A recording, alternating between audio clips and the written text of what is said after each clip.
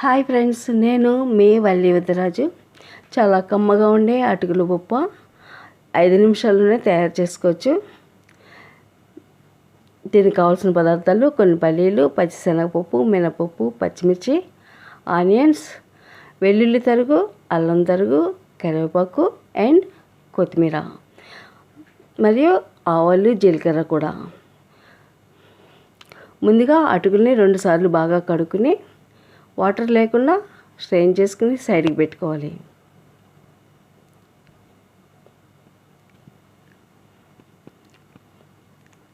ఇప్పుడు కడాయిలో 3 స్పూన్ల వరకు ఆయిల్ వేసుకుని ముందుగా 2 స్పూన్లు పల్లీలు వేసుకుని దోరగా వేయించుకోవాలి.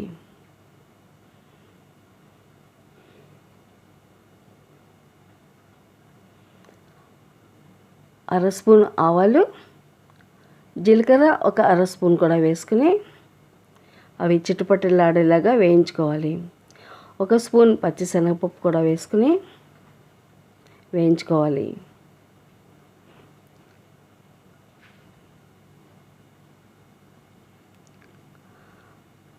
వెల్లుల్లి తరుగు 1 స్పూన్ వేసుకుని, అలాగే అల్లం తరుగు 1 ఇంచు సన్నటి తరుగు కూడా వేసుకుని వేయించుకోవాలి.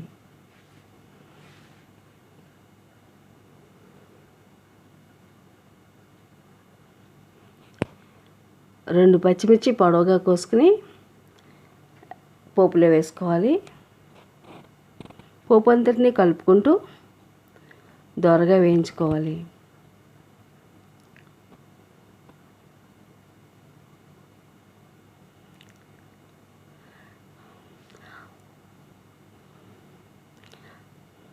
కొద్దిగా కరివేపాకు కూడా వేసుకుని ఒక మీడియం సైజు ఉల్లిపాయ పొడవుగా కట్ చేసుకుని పోపులో వేసుకోవాలి. ఇది కొద్దిగా సాఫ్ట్ అయినంత వరకు వేగితే సరిపోతుంది. మరి రోస్ట్గా వేగనవసరం లేదు. కొంచెం పచ్చి పచ్చిగా ఉంటేనే ఉప్మాకి టేస్ట్ బాగుంటుంది. ఇలా పూర్తిగా వేయించుకున్న తర్వాత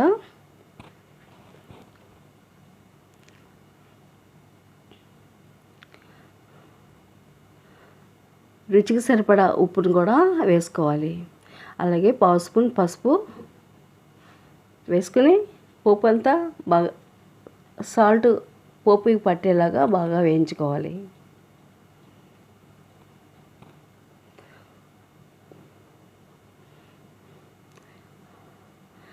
రెండు రెబ్బల కరివేపాకు, కొద్దిగా కొత్తిమీర కూడా వేసుకోవాలి.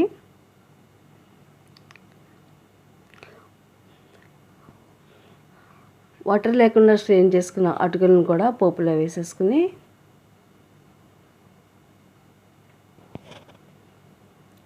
పోపు అంతా అటుకులకి పట్టేలాగా కలుపుకోవాలి.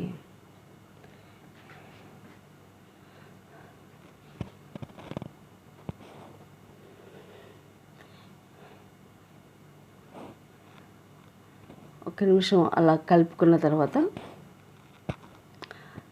చూడండి, చాలా సింపుల్గా తయారైపోయింది అటుకుల ఉప్మా.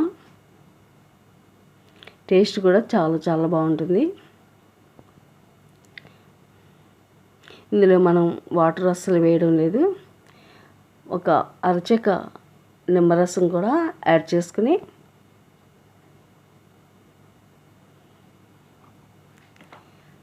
మరొకసారి నిమ్మరసం అంతా కలిసేలాగా కలుపుకోవాలి. అంతేనండి, చాలా సింపుల్గా తయారైన అటుకుల ఉప్మా రెడీ అయిపోయింది. మీరు చేస్తేనే కదా టేస్ట్ తెలిసేది. ఒకసారి ట్రై చేసి ఎలా వచ్చిందో కామెంట్ చేయండి. ఈ వీడియో మీకు నచ్చినట్లయితే like, share and subscribe. Thank you for watching.